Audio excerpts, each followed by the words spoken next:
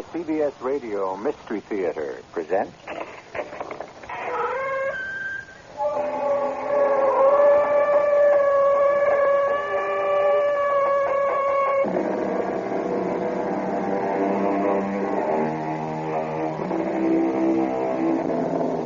Come in. Welcome. I'm E.G. Marshall.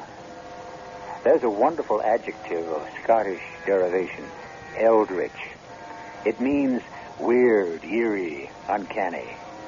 And what, in the murk of night, particularly on Halloween, is more eldritch than the faraway sound of muffled bagpipes drifting across the Scottish moor? The reason for that droning, mournful, half-heard skirl is the subject of this tale.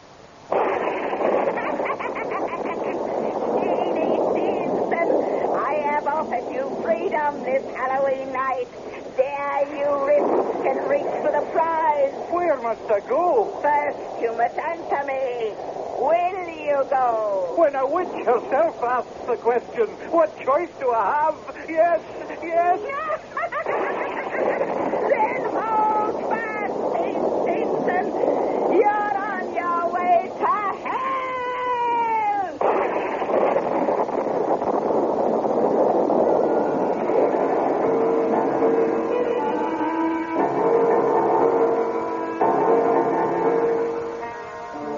Our mystery drama, It's Hell to Pay the Piper, was adapted from the Sir Walter Scott classic, especially for the Mystery Theater by Ian Martin, and stars Ian Martin. It is sponsored in part by Buick Motor Division and Allied Van Lines. I'll be back shortly with that.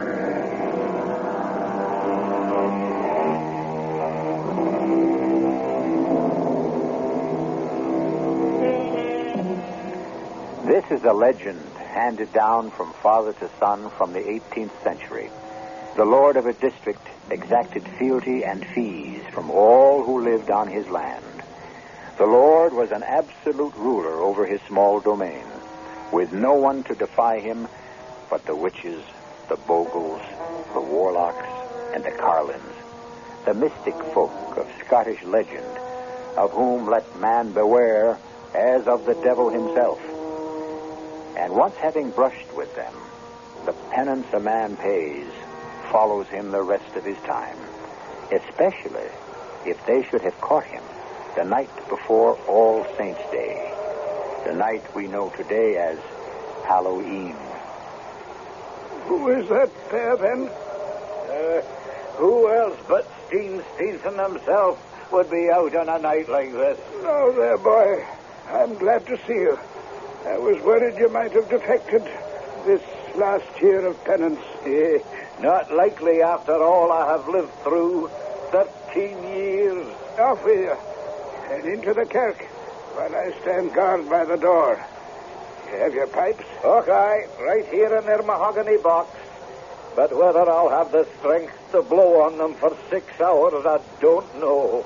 I'm not as young as I used to be. Nor am I. Away we now. If you want to keep that soul of yours out of hell.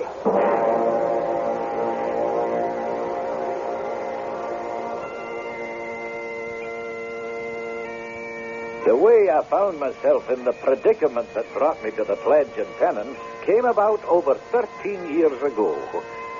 The laird up at Redgauntlet Castle was Sir Robert then, and in King Charles' time, he was in great favour. Far and wide, though, was he hated and feared. Men thought he had a compact with the devil, that he was proof against steel, and that bullets hopped off of his butt coat like hailstones on a rock.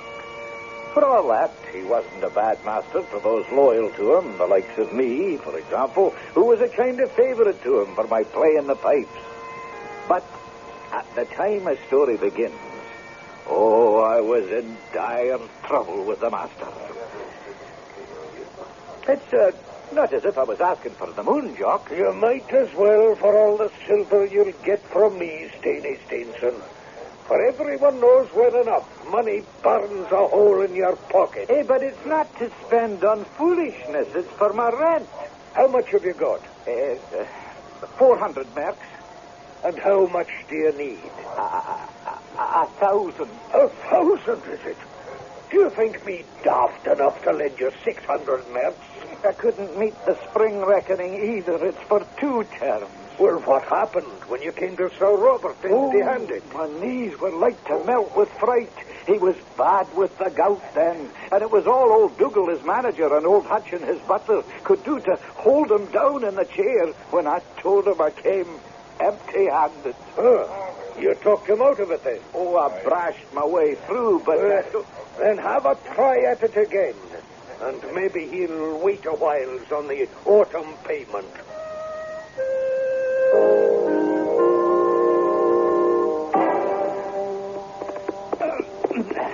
There, now you bide a wee till I calm down Mary inside, and then I'll put you away in the barn. Is that you, Stevenson? Oh, the very man, Mary, my sweet. Well, don't give me any of your soft talk. Get yourself inside here and tell me, did you raise the rent? Not all of it. How can you be so calm with that old devil of a laird sitting up there, ready to throw us out of home and fireside? Oh, well, I might have known. Drinking again as usual. Oh, now, Mary, I just stopped by Jock McCraw's place to see if I could borrow the money I need. And, of course, you had to go spending what you'd already borrowed. If you'd only take the pledge with the minister, as I begged you to. Oh, what's that now? Well, open the door, woman, then, and see. Mr. Stevenson, God save you. And you, Steenie. Will you step in, Mr. McCallum? Only for a moment, for I bear no good tidings. Eh? How's that? Oh, himself is in a rage like I never have seen. Sure, the gout has him, and that always unsettles him. But there's something beyond that troubles my lord. It's as though some devil were gnawing away at his vitals. Or that damned little female monkey, heaven knows who sent him as a gift, has cast a spell across him. How do you mean, Mr. McCallum? Why, he dresses the evil little thing as though she were his mistress. And she's always sitting on his shoulder, chattering and whispering as if the nonsense she makes had some meaning. Hey, but how does this affect me, Dougal? What bad tidings do you bring? Well, you're in arrears for 2 terms. Oh, I know. Well, I'm here to collect. I don't have it all. I'll give you what I have. How much? 400. Is that all? Well, he'd never accept the rage he's in.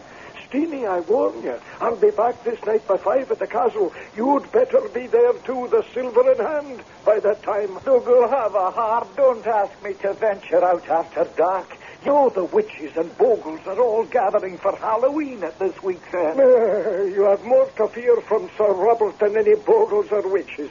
If you have the money, come, no matter even if it's after dark. And so it was back to Jock McGraw's pub to make him the one offer I knew he'd be hard put to it to refuse. 10% interest is against Maggie if you don't pay back within the 12 months. Hey, that's right. Oh, she's the finest mare this side of the Tweed. I'll take your offer. 600 marks. But first, before all, we'll write out the receipt to be witnessed. And so away I trotted to Redgauntlet Castle with a full purse and a light heart, glad to be out of the laird's danger. Save that it was a wee after 5, and by the time I got there, it was to find that Sir Robert had fretted himself into a fit of the gout because I was late. Have you got the silver? Okay. But that's the best part. Now for the other. He's in a terrible fit of temper, so be ready for anything. And that jackanapes is sitting on his shoulder, ready to bite or scratch or stretch out her greedy little hands for whatever's in reach. Steer clear of her. I swear she's a witch disguised. There he goes, blowing on his silver whistle. Before he takes the apoplexy, let's get up to calm him down. Sir Robert sat, or I should say, lay, in a great armchair with his grand velvet gown and his feet in a cradle. His face was fired up and as ravaged as Satan's. The monkey, in a red-laced gown, sat in the chair behind him with Sir Robert's wig perched racily on its head. Pistols and his sword lay by him. but more deadly to me. Oh, the rental book. That's Stephen, is it not? Of Stevenson, called Steenie, right? That's your true man, my lord. He brings his rent, sir. Is that so, then? Here it is, your lordship. Is it all here, Steenie, man? I believe your honor will find it all right. Here, Dougal, then. Give Steenie a glass of brandy downstairs whilst I count the silver and write a receipt. As you wish, my lord. Come, sir. Oh, God, take me. The fire is on me again.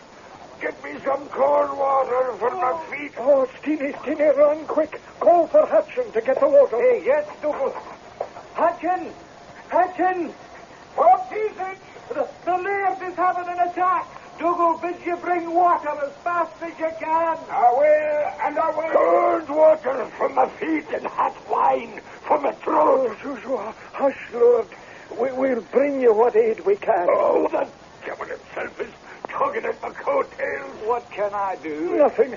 Go on, lad, go. Hey, but I have no receipt for my rent. Here's the bath of cold water. Oh, the foul fiend has me in his grasp. Set me free. Help me get his feet in the water. Sure, and I will. My receipt, Dougal. Don't bother us now. If it isn't enough what we have to handle, that monkey has to interfere. Quiet, you. Shall we put his feet in the water? Aye. But let's rid of this beast fast.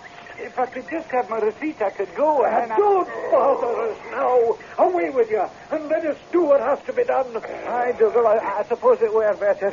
Put his feet in the water, Hutch. Oh, rats and damn me. I'm burning up as if I was in hell. Here we go. God in heaven, is there no relief? We're by your side, laird. We'll see you free. They're free. What's it? They're free. The dark is done, and this is the wicked time. All belongs to me. Is that the monkey? Talking. What did he say? I didn't hear it. Oh.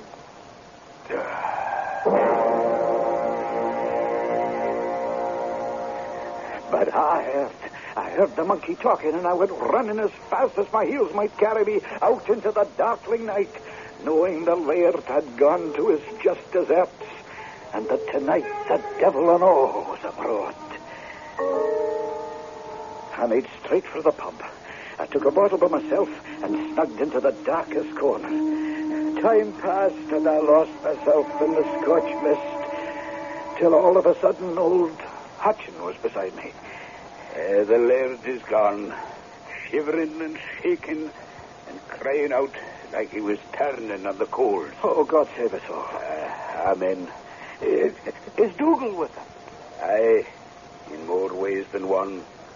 For when he offered him his cup, after he drank, he flung it away from him against poor old Dougal's head, and the weight of the pewter crushed his skull. The one's as dead as tether. Hey, but my rent, I have no receipt. Was it entered in the book? I know nothing at all, except that when I ran from the room, that ungodly monkey was bouncing up and down, gibbering and mocking, as if in sheer delight, like some damn goblin witch, I believe it to be. I've fled here to keep my sanity and to try to feel safe. But I feel in my bones we'll no one of us be safe till the week is out and the midnight bell strikes in All Saints' Day and makes us safe and sure again.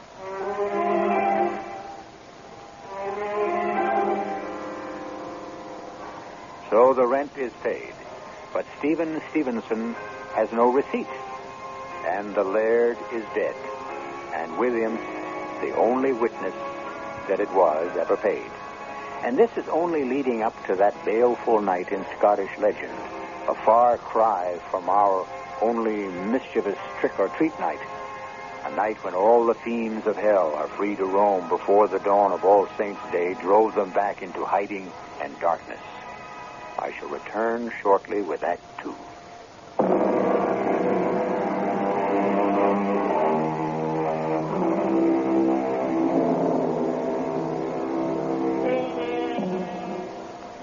Like all good Scotsmen, a few liberal doses of the bonny barley brew made the night seem brighter.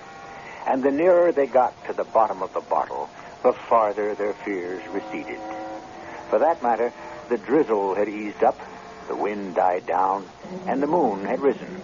And if Steenie was just a wee unsteady on his legs as he went to the window to look out, he still had no trouble saying, It's a bra brick. And if you say that, you're a risk. After all, Hutch, old lad, it's not Halloween as yet. Aye, that's true enough. Any witches come flying by, I'll give them such a clop on their bustles, they'll go black hat over tea kettle off their brooms. That's the courage of you, Steenie, lad. I wonder who'll be taking over now Sir Robert is gone. That'll be Sir John. There's a rider away post-haste up to Edinburgh to bring him down for the funeral. Oh, aye. Is he as hard a man as his father? Well, yes and no. He's a fair man. I've got to say that for him. But he's a stickler for detail. And a man for the books. For the books. He'll not let a penny slip through his fingers. So I'd heard. That's why I'm away up to the castle with you. I don't follow you. Why, do you see, Hutchin, I've got no receipt. So I must recover the money I paid. It was right there on the table waiting for him to count out when he had his attack. You must have seen it. That I did not. We were that busy trying to handle the laird. But after, when you had him laid away, you saw it then. Ne'er a sight of it. When Dougal passed away, I left straight here for the pub, where I could have a drink. Oh, then it still must be lying on the table. So come, man, come. We have to recover it before one of the castle guards finds it and pockets it.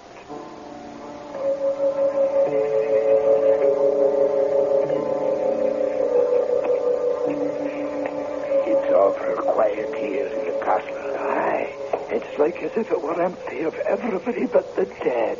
Here, let's in and get you your money.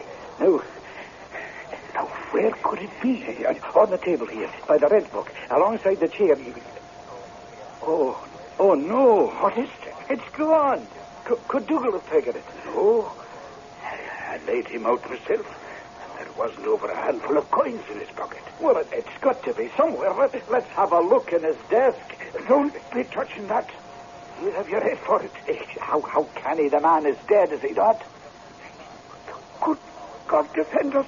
Was that the master's whistle?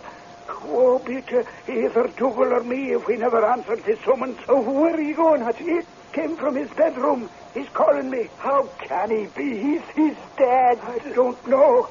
I only know when the whistle blows on the pain of my own life, I answer his call. Coming right there from his bedroom, the way he did every night when he was ready for bed. Yeah, but who's blowing it? No one ever blew it but him. Dance to the whistle when he blows, lad. Dance to the whistle when he blows. Merciful heavens. You'll all dance to its tune. He'll summon you all to hell. Even you, my brave young man. Even you he'll get in the end. At the awful sight, old Hutchin had faded, and when I swallowed my own heart back from my mouth, I took to my heels like the devil himself were after me. Nor did I stop Maggie at the full canter till I reached my own home. Oh, you're daft, Steen. Or what's worse, drunk. I tell you, I saw what I saw. When we opened the door, there were torches enough to light the whole room.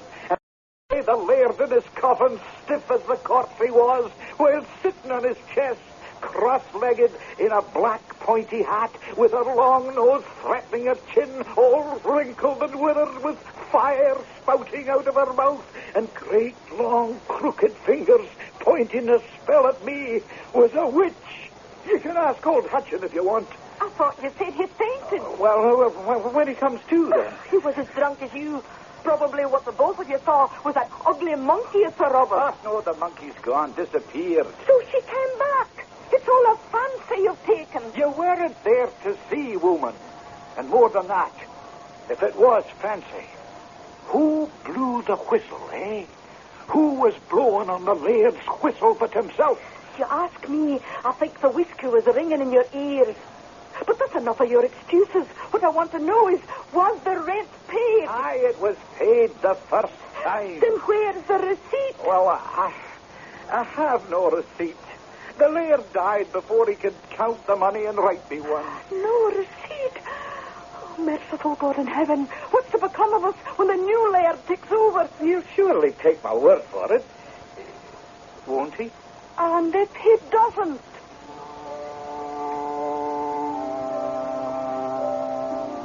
It didn't take me long to find out just how Sir John was disposed.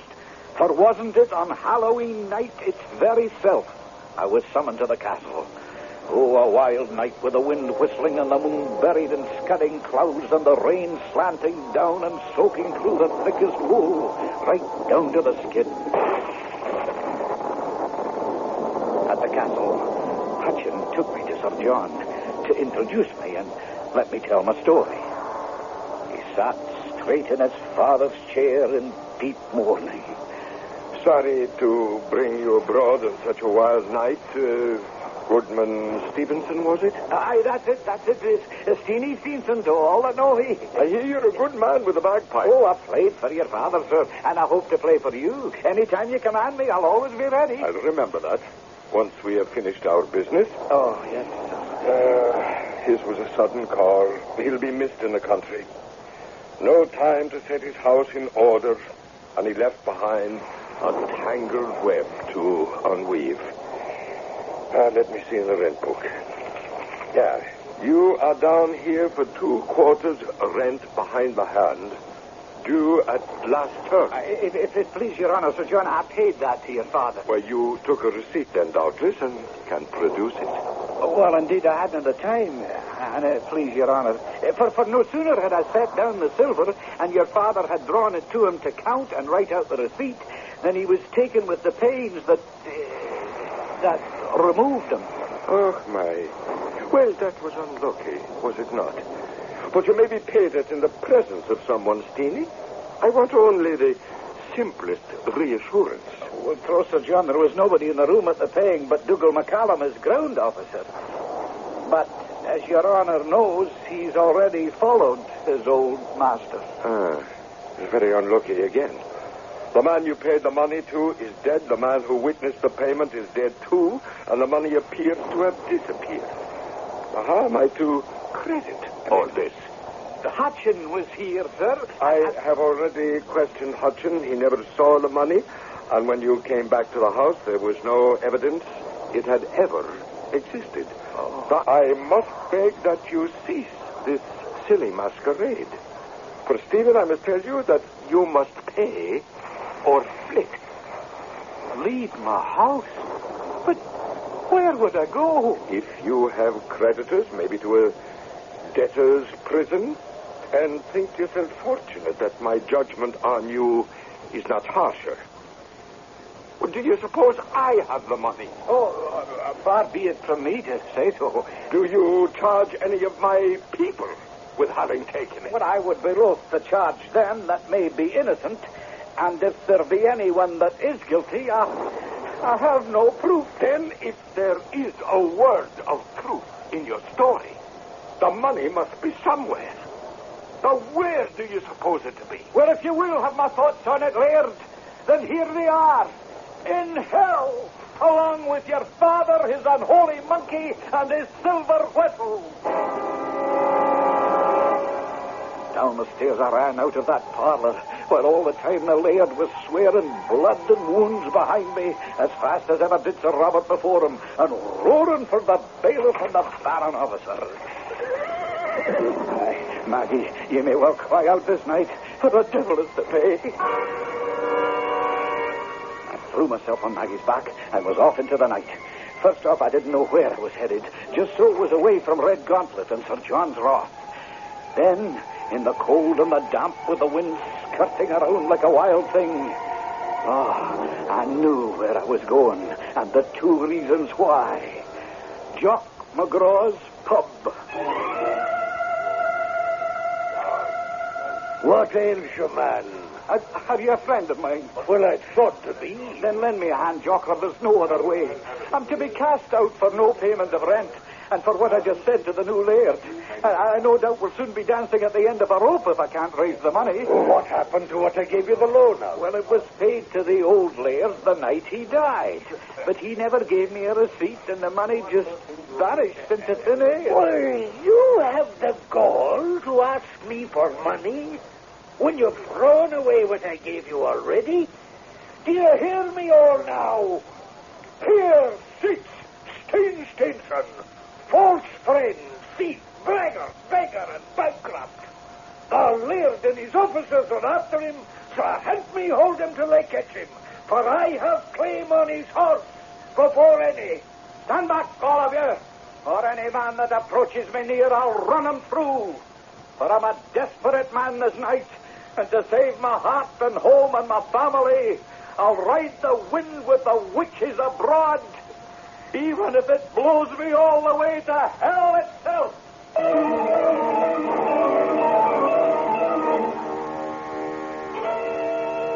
Poor Steenie, back against the wall, condemned by circumstance to the shameful name of thief and beggar, two names a Scotsman cannot abide. But an even worse fate awaits him as he rides through the Halloween night, when the graves gape open and the souls of the dead join the wild feast of demons and witches and all who cause mischief in this world and the other. A world which Steenie, in his anguish, mentioned by name, never dreaming his challenge might be taken up, and where his only redress for his wrongs will be found out of this world. I'll return shortly with Act 3.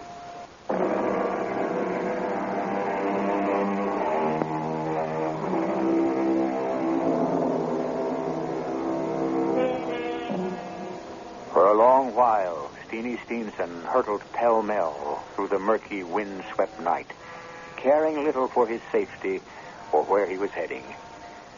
For what he took worst was the realization that his whole world would now regard him as a cheat and thief. And he took the loss of his good name as worse than all else. The night turned darker, and the trees blackened it even more yet as he found himself in Pitmurky's wood. Suddenly, his exhausted horse, Maggie, was galvanized into action, springing and leaping in full flight like a 2-year-old, and snorting and whickering in fear.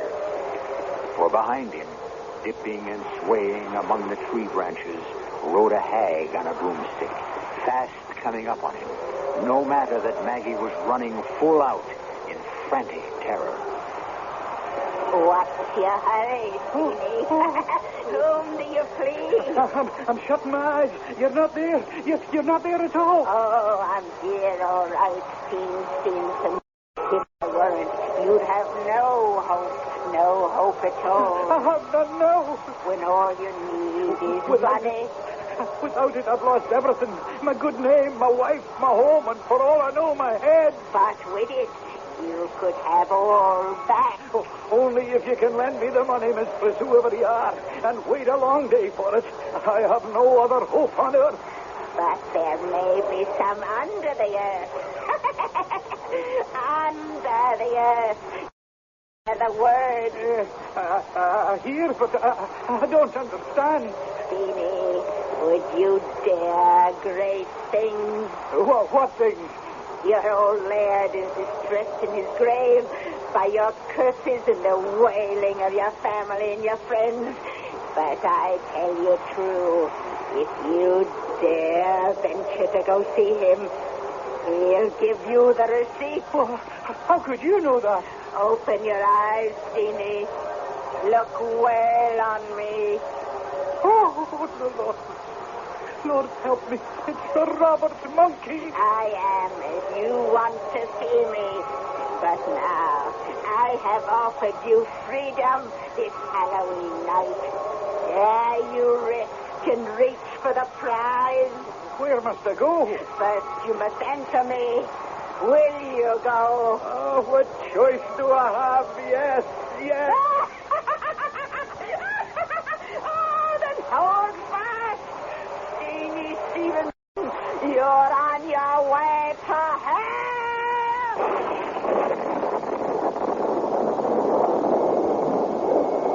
There was a belt of thunder like the crack of doom.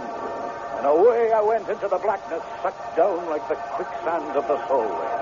I came to that loathsome creature, now in the form of a witch again, was urging me forward to the door of Red Gauntlet Castle. How we came there, I knew not. But this couldn't be. This is Red Gauntlet. It is, in truth. Does it seem that way to you? And if it is not from today, but yesterday. Knock on the door and find out. Find out.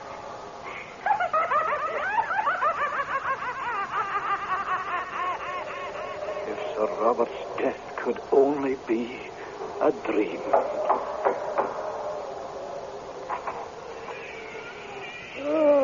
Piper Steely, are you here?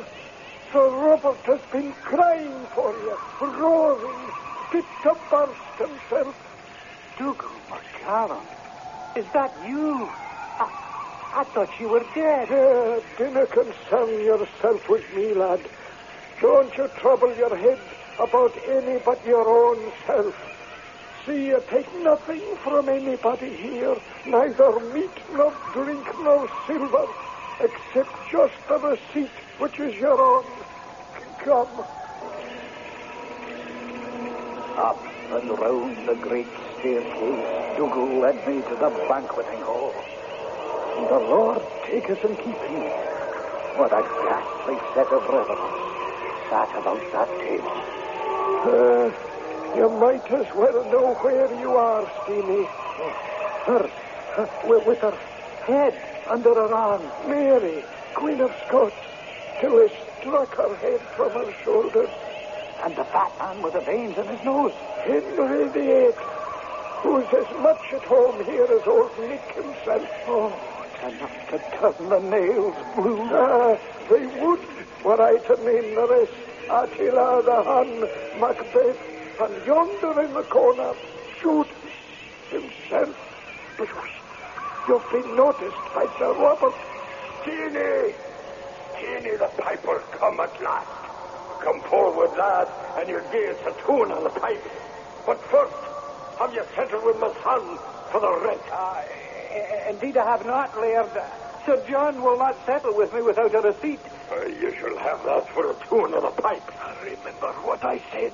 Take or do nothing but get a receipt. I beg the Laird to excuse me. I'm tired and I'm afeard and I'm that cold. I don't think I have enough wind to fill the bag. Well, then you must eat and drink, lad, for we do little else here. Oh, I beg you to forgive me, sir, but I came here neither to eat, nor to drink, nor to make minstrelsy, but only to ask what is my own, to know what happened to the money I paid, and to get a discharge for it. Now, Davy, there's no gainsaying you, Steenie, so here is your receipt.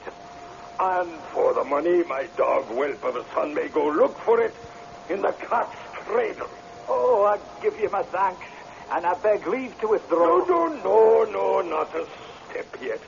Here we do nothing for nothing. So you must return this Halloween at 12 months to pay your master the homage that you owe me for my protection. I refer myself not to your pleasure, but to God's.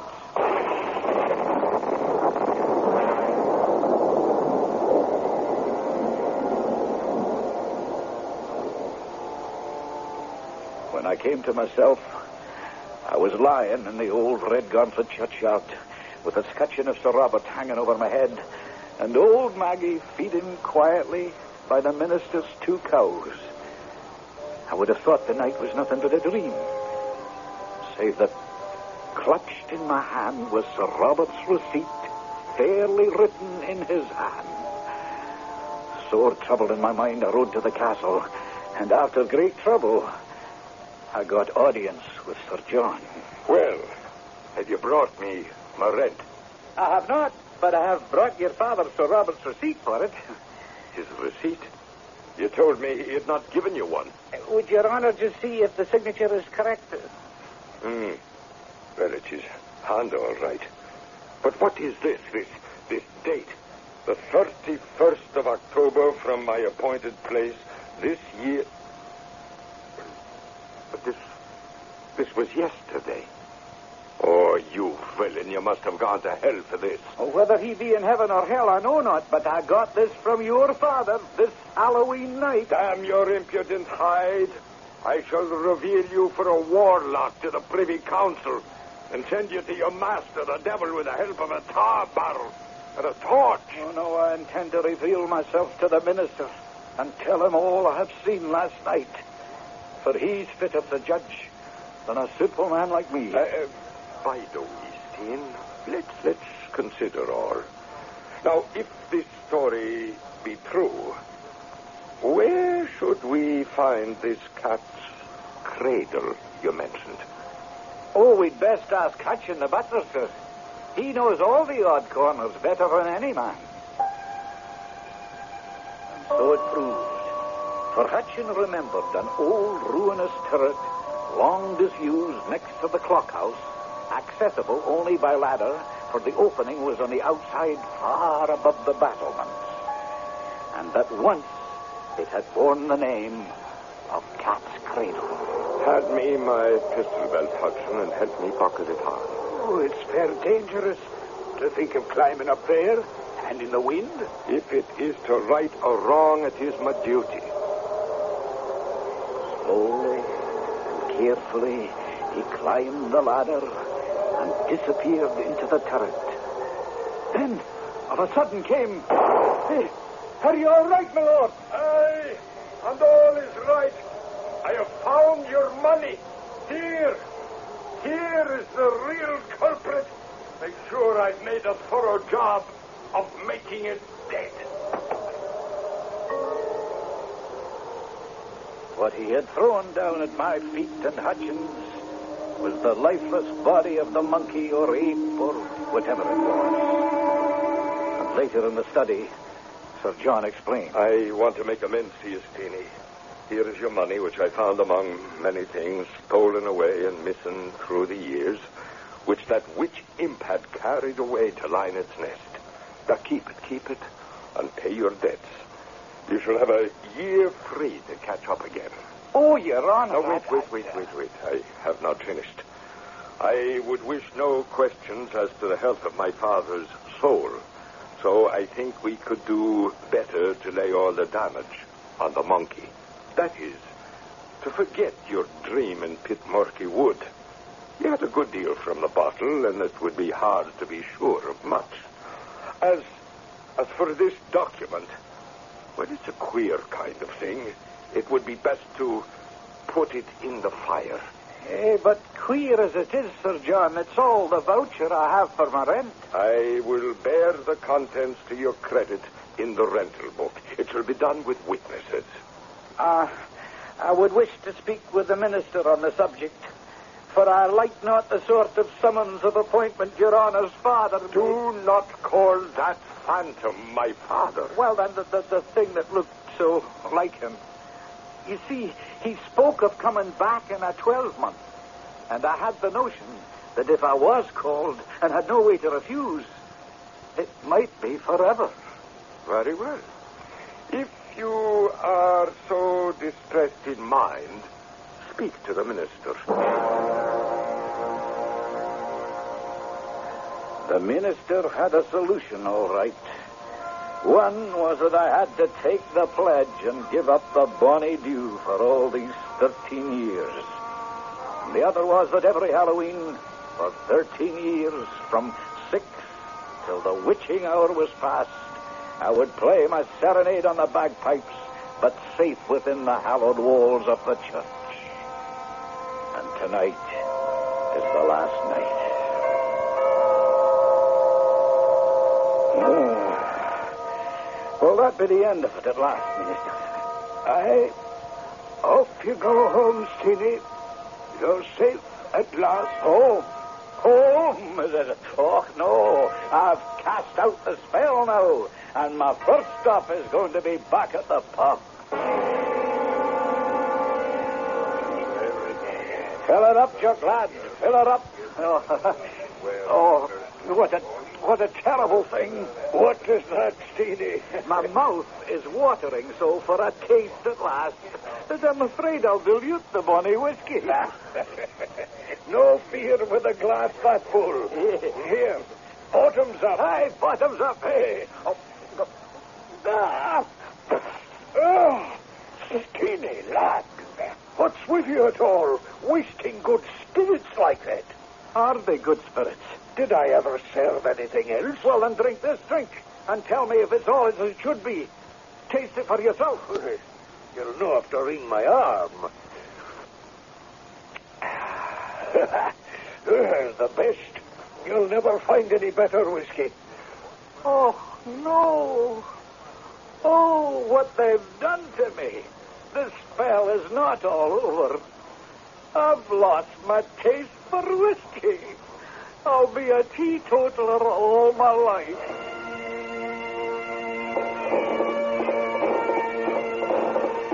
Poor Steenie. Or perhaps not so poor, for he lived to the ripe old age of 101. And though he never touched a drink again, he never saw a ghost again either. Perhaps there never was a witch, but only an alien creature like a monkey, and a few of the illusions that smoke out of a whiskey bottle and create tales and legends the like of this. I'll be back shortly.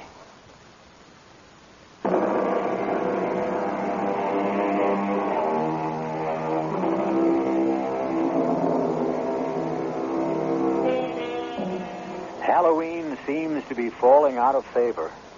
The hordes of small spooks, tiny skeletons, lipstick-smeared clowns, the homemade costumes from Dad's old top hat to pinned-up baggy trousers, the mock witches in Mother's old nightgown, no longer roam the streets in such numbers, and fewer are the houses that are ready for trick or treat. A little sad for the children, but don't you grown-ups be too foolhardy. Best not to venture abroad that night, for the real ghouls and ghosties die hard in America as well as Scotland. Our cast included Ian Martin, Arnold Moss, Bryna Rayburn, Court Benson, and Guy Sorrell. The entire production was under the direction of Hyman Brown.